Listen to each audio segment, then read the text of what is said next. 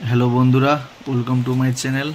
আজ তোমাদের মূলত প্রশ্নবিচিত্রা ভলিউম 2 বাড়িমণ্ডল অধ্যায়ের যে সাজেশন পেজ রয়েছে সেখান থেকে মূলত তোমাদের এমসিকিউ বাদে বাকি যে প্রশ্নগুলো রয়েছে তোমাদের সেগুলো আজকে ডিসকাস করব। তোমাদের মূলত আজকে আলোচনা করছি অতি সংক্ষিপ্ত প্রশ্নাবলী যেগুলো রয়েছে। মূলত একের দাগে রয়েছে একটি পৃথিবী বিখ্যাত সামুদ্রিক মগ্নচড়ার নাম ডগার্স ব্যাংক। সামুদ্রিক মাছের প্রধান খাদ্য কি? প্ল্যাঙ্কটন। পৃথিবীর সর্বাপেক্ষা দ্রুতগামী স্রোতটি হচ্ছে উষ্ণ উপসাগরীয় স্রোত। আটলান্টিক মহাসাগরের মাঝে স্রোতহীন আগাছাপূর্ণ অংশকে ড্যাশ বলে? শৈবাল সাগর। সমুদ্র স্রোতের চক্রগতিকে কি বলে? গায়র। হিমপ্রাচীর কোন মহাসাগরে দেখতে পাওয়া যায়? আটলান্টিক মহাসাগর। আটলান্টিক মহাসাগরের একটি সমুদ্র স্রোতের নাম বেঙ্গুয়েলা স্রোত।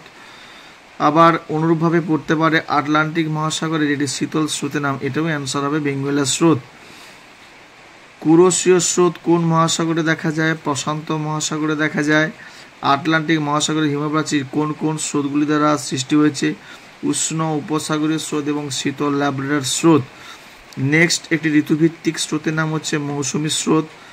ভারত মহাসাগরের দক্ষিণের একটি উষ্ণ স্রোতের নাম নিরক্ষীয় স্রোত। মেরু সাগরে কোন ধরনের সমুদ্র স্রোত দেখা যায়? শীতল স্রোত।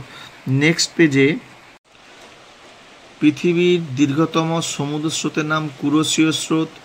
কোন কোন স্রোতের প্রভাবে জাপান উপকূলে ঝঞ্ঝাপূর্ণ আবহাওয়া হয়? উপসাগরের স্রোত ও কুরোশীয় স্রোত। মূলত কুরোশীয় স্রোতটাই লিখবে। মহাসাগরের থার্মাল রেগুলেটর কাকে বলা হয়? সমুদ্র স্রোতকে বলা হয়। ড্যাশ স্রোত সমুদ্র তলের উপরিভাগ দিয়ে প্রবাহিত হয়? উষ্ণ স্রোত। সমুদ্রের শীতল জল মেরু অঞ্চল থেকে ড্যাশ স্রোত রূপে নিরক্ষীয় অঞ্চলের দিকে প্রবাহিত হয়? অন্তঃস্রোত রূপে। ড্যাশ গলনের ফলে মগ্নচড়ার সৃষ্টি হয়? হিমশৈল। শীতল ড্যাশ স্রোতের প্রভাবে নিউফাউন্ডল্যান্ড অঞ্চলে শীতকালে তুষারপাত হয়? ল্যাব্রাডর স্রোত। নেক্সট, ড্যাশ মহাসাগরের একটি শীতল স্রোত ল্যাব্রাডর স্রোত, উত্তর আটলান্টিক মহাসাগর। নেক্সট প্রশ্ন, বায়ু প্রবাহ ও সমুদ্র স্রোত বিক্ষিপ্ত হয় ড্যাশ শক্তির প্রভাবে? কোরিওলিস বল। সমুদ্রের জলরাশি প্রাকৃতিক কারণে সারা বছর নিয়মিতভাবে এক স্থান থেকে অন্য স্থানে ধীরে ধীরে একমুখী প্রবাহকে ড্যাশ বলে? সমুদ্র স্রোত। এরপর শুদ্ধ অশুদ্ধ। শীতল ল্যাব্রাডর সমুদ্র স্রোত পৃষ্ঠস্রোত বলা হয়? ভুল। ভারত মহাসাগরে শৈবাল সাগর দেখা যায়? ভুল। সমুদ্র জলের উলম্ব সঞ্চালনকে সমুদ্র তরঙ্গ বলে? ঠিক। নিরক্ষীয় অঞ্চলে সমুদ্র জলের লবণতা সর্বাধিক থাকে? ঠিক। নিয়ত বায়ুপ্রবাহ সমুদ্র স্রোতের অন্যতম নিয়ন্ত্রক? ঠিক। হিমপ্রাচীর বরাবর কুয়াশাচ্ছন্ন আবহাওয়া দেখা যায়? ঠিক। গ্র্যান্ড ব্যাংক বাণিজ্যিক মাছ চাষের জন্য বিখ্যাত? ঠিক। পেরুর পূর্ব উপকূল দিয়ে প্রবাহিত উষ্ণ সমুদ্র স্রোত এল নিনো বলা হয়? ঠিক। নেক্সট, বাম স্তম্ভ এবং ডাম স্তম্ভ মগ্নচড়া তোমরা করবে প্ল্যাঙ্কটন বা গ্র্যান্ড ব্যাংক যেটা দেওয়া রয়েছে। পৃথিবীর আবর্তন গতি উত্তর নিরক্ষীয় স্রোত। পেরু স্রোত করবে প্রশান্ত মহাসাগর। ল্যাব্রাডর স্রোত করবে আটলান্টিক মহাসাগর। হাম্বল স্রোত করবে আটাকামা মরুভূমি। নেক্সট, জোয়ার ভাটা। এখানের এমসিগুলো আলোচনা করছি না, তোমাদের রয়েছে যেটা সব প্রবলেম থাকবে তোমরা কমেন্ট বক্সে অবশ্যই জানাবে। তোমাদের মূলত অতি সংক্ষিপ্ত প্রশ্নগুলি আলোচনা করছি। এমসিকিউর কোনো প্রশ্ন যদি তোমাদের ডাউট থাকে, হয়তো অ্যান্সার ভুল থাকে, অবশ্যই কমেন্ট বক্সে জানাবে। দু এক কথায় উত্তর দাও। ভরা জোয়ার কোন কোন তিথিতে দেখা যায়? অমাবস্যা, পূর্ণিমা। মুখ্য জোয়ার সৃষ্টির প্রধান কারণ চাঁদের আকর্ষণ। পেরিজি অবস্থানে চাঁদ ও পৃথিবীর মধ্যে দূরত্ব 3,64,000। আমাজন নদীর বান ডাকাকে স্থানীয় ভাষায় কী বলে? পেডেরুকাস। চন্দ্রের কোন অবস্থানের সময় জোয়ারের জল অনেক ফুলে ওঠে? এটা তোমরা করবে পেরিজি।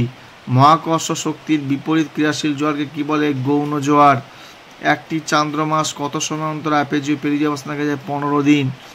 ভরা কোটালের সময় সমুদ্রের জল প্রবল বেগে মোহনার দিকে নদীতে প্রবেশ করে, একে বলা হয় বান ডাকা। চাঁদ ও সূর্যের আকর্ষণে সৃষ্ট জোয়ারকে বলা হয় ভরা জোয়ার। পৃথিবীর উপর সূর্যের তুলনায় চাঁদের আকর্ষণ ড্যাশ গুণ বেশি? দ্বিগুণ। পৃথিবী থেকে চাঁদের গড় দূরত্ব 3,84,400 কিমি। নেক্সট, শুদ্ধ অশুদ্ধ, সূর্য চাঁদ ও পৃথিবীর সরলরৈখিক অবস্থানকে বলা হয় সিজিগি ঠিক। আবর্তনকালে চন্দ্র সূর্য পৃথিবী একই স্বর্গে আসাকে ড্যাশ বলে, এটা অ্যান্সার সিজিগি। নেক্সট, সিজিগিতে চাঁদ সূর্য পৃথিবীর অবস্থান করে কত ডিগ্রি? 180 ডিগ্রি কোণে। সূর্যের আকর্ষণে গৌণজোয়ার হয়ে থাকে ঠিক। পৃথিবীর ড্যাশ বলের প্রভাবে গৌণজোয়ার সৃষ্টি হয়? পৃথিবীর কেন্দ্রাতিক বলের প্রভাবে। নেক্সট, তামিল শব্দ কডাল থেকে কোটাল শব্দ উৎপত্তি, যার অর্থ সমুদ্র ঠিক। কডাল শব্দের অর্থ তার মানে হবে সমুদ্র। অমাবস্যার জোয়ার পূর্ণিমার জোয়ারের তুলনায় তীব্র হয় ঠিক। ফানের আকৃতি নদীর মোহনা অধিক বান্ডাকে দেখা যায় ঠিক। আজ এই পর্যন্ত। পরের ভিডিওতে আমরা পরের অধ্যায়গুলো সম্পর্কে আলোচনা করব। যদি ভালো লেগে থাকে অবশ্যই লাইক কমেন্ট শেয়ার করতে কিন্তু তোমরা ভুলবে না।